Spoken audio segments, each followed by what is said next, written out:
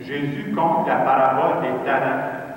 Et comme dans toute parabole, c'est un style littéraire particulier, il y a toujours un aspect choquant. On écoute ça et on dit « Vache, qu'est-ce qu'il veut dire par là? » Et ce matin, c'est la finale de la parabole qui est choquante. Et par cette finale choquante, on veut attirer notre attention sur le dernier serviteur pour nous montrer quelle est l'erreur qu'il a faite. L'erreur du dernier serviteur, c'est qu'il a marché sur la peur. On nous dit qu'il avait un talent, qu'il est allé l'enterrer. Et l'enterrer, ça veut dire le faire mourir. Oui, parce que des talents, quand on s'en sert pas, on finit par les perdre. Et à travers cette parole, on veut nous montrer que ce qui nous est demandé, c'est de faire fructifier nos talents. Au temps de Jésus, un talent, c'était une unité de monnaie. Et un seul talent, ça représentait énormément d'argent. Aujourd'hui, quand on écoute la parabole des talents, on pense plutôt à des dons, des habilités qu'on a. Et toute la parabole va nous dire, bien, faites fructifier vos talents. Il faut les faire fructifier, mais en même temps, il y a tout un défi là-dedans. Et le défi, c'est de reconnaître que j'ai des talents d'abord. C'est un aspect très important. Est-ce que je suis capable de reconnaître que j'ai des talents? Et ce n'est pas de l'orgueil que de dire ça, là. Je suis capable de dire dans quel domaine j'ai ces talents-là. Et si Dieu m'a donné ces talents-là, c'est pour faire du bien. Une des façons de reconnaître quels sont nos talents, des fois, regardez les services que les autres vous demandent. Dans quel domaine, quand on va vous voir, on va vous demander un service? C'est une bonne façon d'identifier nos talents.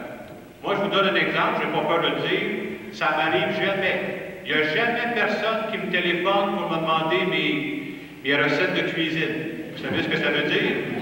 Ça veut dire que mes talents, ils sont ailleurs. C'est ailleurs qu'il faut chercher. Mais c'est important de savoir qu'on a tous des talents. Le deuxième point que cette parabole peut faire ressortir, une fois que j'ai identifié des talents dans ma vie, est-ce que je suis capable de reconnaître dans la foi que ces talents-là, ce sont des dons de Dieu? Ça vient de Dieu, les talents-là que j'ai. Et des gens pourraient dire, « Hey, si tu savais comment j'ai travaillé, combien d'heures j'ai mis pour développer ce talent-là, tu me dis que ça vient de Dieu? » Oui, je pense que le courage que tu as eu pour les développer, c'est Dieu qui t'a donné ce courage-là.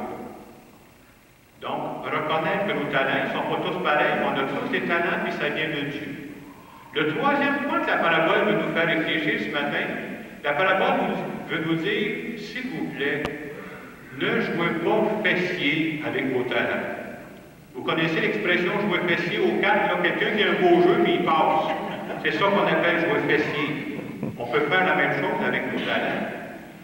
C'est un domaine dans la vie où on doit risquer, où on doit oser, c'est dans le sens de nos talents. Et on oublie parfois, la vie, c'est un risque. Si je risque rien, je ne vis pas, il n'y a pas d'avenir pour ça. Et risquer, ça veut dire, bien, ça suppose que je vais mettre du travail là-dedans. Ça suppose que je vais faire des essais. Ça suppose que je vais faire des erreurs. Ça suppose que j'aurai affaire à recommencer. C'est aussi ça, croire à ses talents. Il y a un proverbe qui dit, c'est en forgeant qu'on devient forgeron. Moi, je crois que Dieu a donné à toute personne des talents. Et c'est à travers ça qu'il m'a demandé de faire le bien. Moi, si je suis sur la terre présentement, c'est à travers mes talents que je vais laisser ma trace. C'est ce que la parabole veut nous dire. Ce matin, j'ai pensé vous donner l'exemple d'une personne qui a découvert dans sa vie un talent. Une personne qui reconnaît que son talent, là, elle dit, ça ne vient pas de moi, ça vient de Dieu. Une fois qu'elle a identifié son talent, qu'elle l'a découvert, elle a osé risquer quelque chose auquel elle n'aurait jamais pensé avant. Et l'exemple que je vais vous donner ce matin, c'est l'exemple d'une jeune religieuse italienne qui s'appelle Sœur Cristina. Quand elle était jeune, vers l'âge de 19 ans, j'ai lu un peu sur sa vie. C'est une fille qui chantait bien. Et sa mère lui avait dit, tu devrais donner ton nom parce que dans la ville où elle demeurait, il y avait une comédie musicale organisée par les religieuses des Ursulines. Elle dit, donne ton nom, tu pourras profiter de ton talent. Et finalement, elle a donné son nom, et justement, elle a très bien réussi.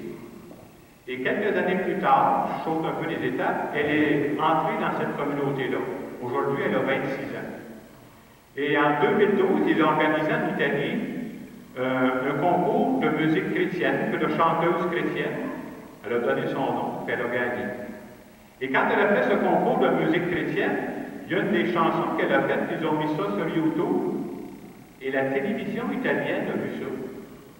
Et la télévision italienne a téléphoné à la communauté religieuse pour dire, pensez à quoi ça, on aimerait ça savoir si on pourrait utiliser votre religieuse dans une émission qui s'appelle La Voix. Un peu comme on a ça ici au Québec, l'émission La Voix, ils ont ça en Italie. Alors, au début, quand la communauté religieuse a entendu parler de ça, on dit, ben non, nous autres, c'est pas pour ça. Nous autres, notre religieuse, elle chante dans la chapelle, elle chante pour faire des prières, et tout ça. Puis, aux mêmes époques où ils ont refusé ça, le pape faisait souvent des audiences, puis il disait toujours aux chrétiens, aux chrétiennes, aux membres des communautés religieuses, sortez donc des sentiers battus de temps en temps. Allez donc ce qu'il appelle à la périphérie, allez rencontrer le monde là où il est. Et finalement, la communauté religieuse a accepté.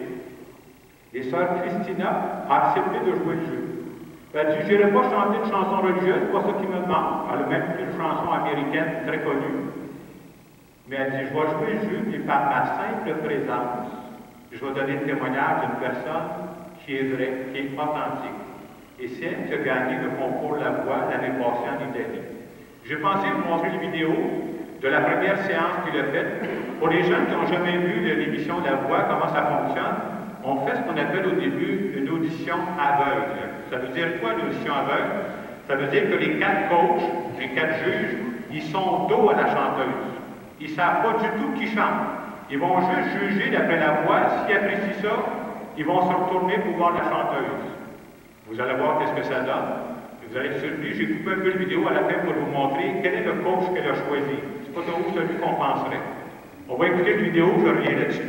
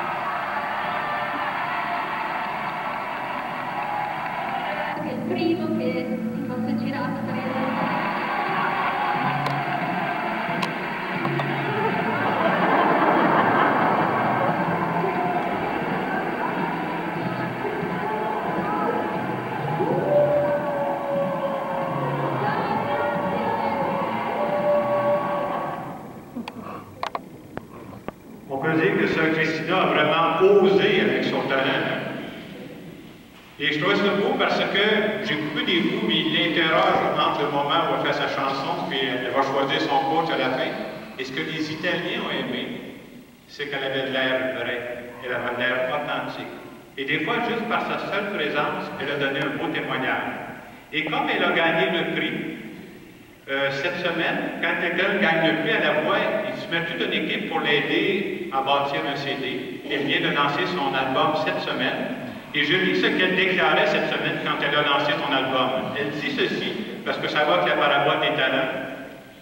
Je vis cet album comme un immense merci pour le don qui m'a été fait.